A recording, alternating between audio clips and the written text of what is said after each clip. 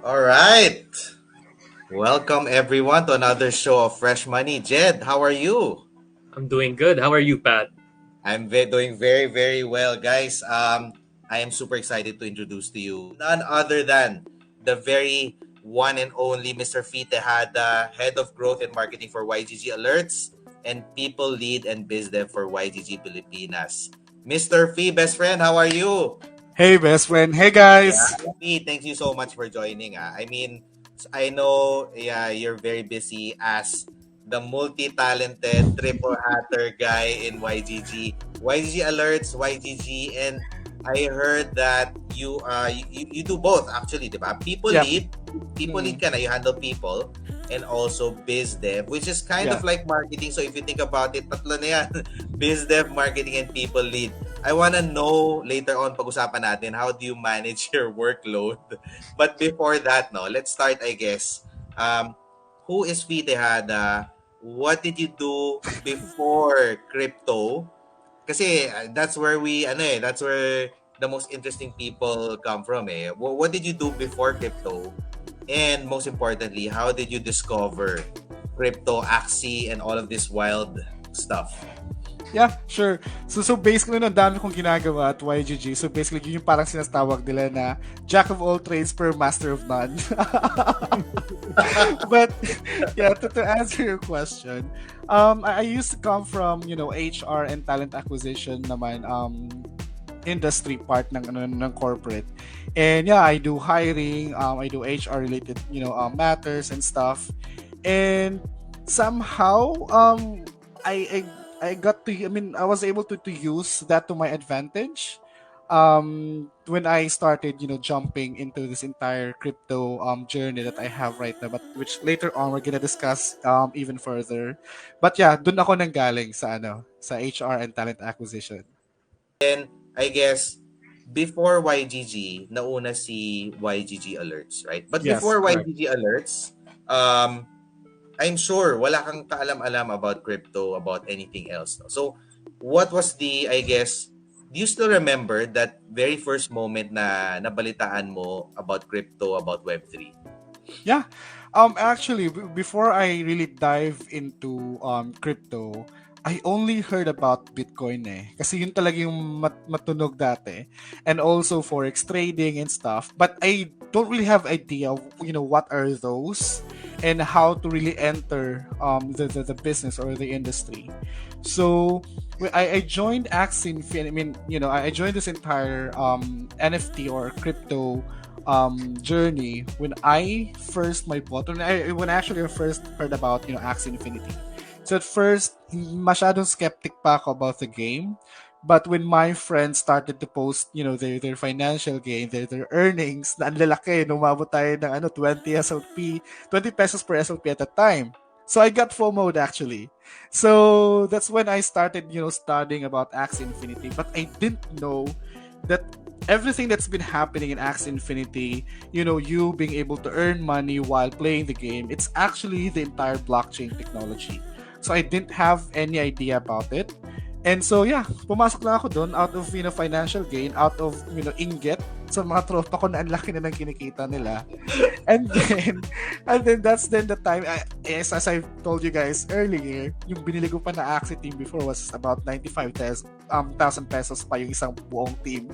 So I got really FOMO at the time. But I would say na I don't regret anything right now that I'm in fact nag-transition na nga completely sa Web3 you know. And I guess it served me well when I joined, Axie Infinity, to start playing the game. And that's how I got to know about Access Alerts PH, which is now the YGG Alerts. You saw YGG Alerts, you had Axie, naglalaro ka na Axie, you had one team, 95,000. But during that time, nung naglalaro ka, you were you had a job currently Mm-hmm. at that time. And then, I wanna know, like, paano mo naisip na, nako, ito na yun, crypto, this is the thing, this is the biggest thing, I need to jump over to Web3 full-time. Yep.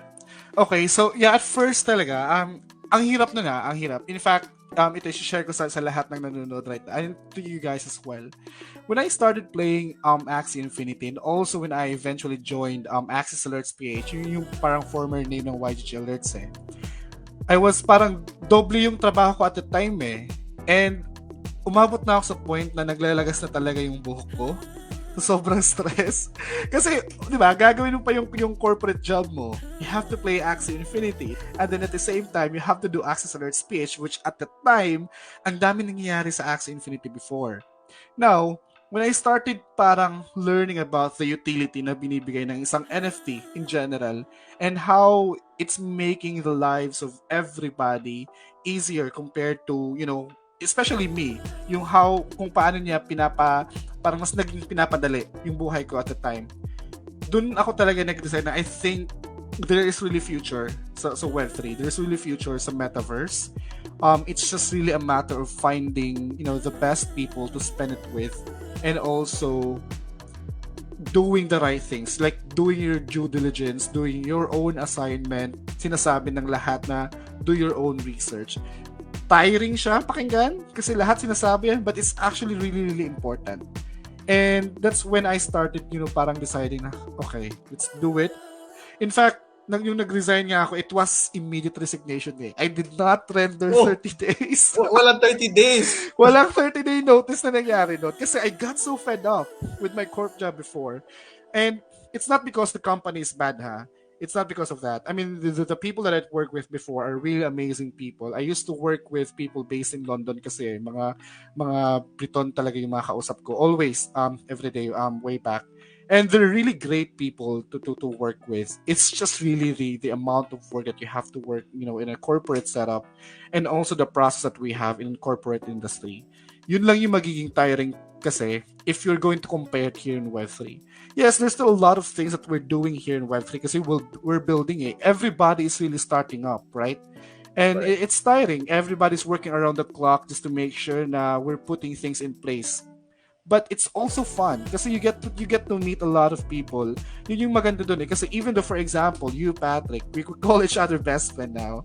And even though that you're coming from a different organization, I still consider you as my workmate. My workmate here in the Metaverse kasi we're building That's a good together point.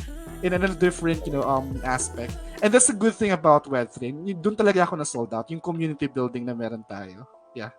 Para sa'yo, ano ba talaga and you mentioned or a little tidbits of this about Web3, about community.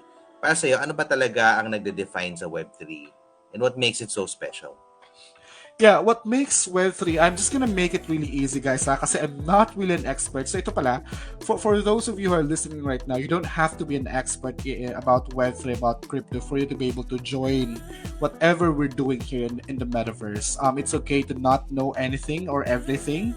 It's fun to be unfamiliar with a lot of things kasi nabibuild yung curiosity mo, and it's always nice to get surprised with a lot of information. But yeah, going back to your question, I think what's really special about Web3 is us being able to operate in a very in such a way na ang bilis ng lahat ng nangyayari dito. So for example, if you want to secure your assets or if you want to secure your finances, it's so easy to create a wallet for you to be able to store it. You have to create your account, register your email address, save your seed phrase, and then that's it. If we're going to compare it with traditional banking or with institution, you have to parang pipila ka pa sa banko, and you have to submit all those documents for you to be able to create an account. And sometimes meron pang, alam mo yun, yung parang may limit pa or may initial deposit pa for you to be able to create an account.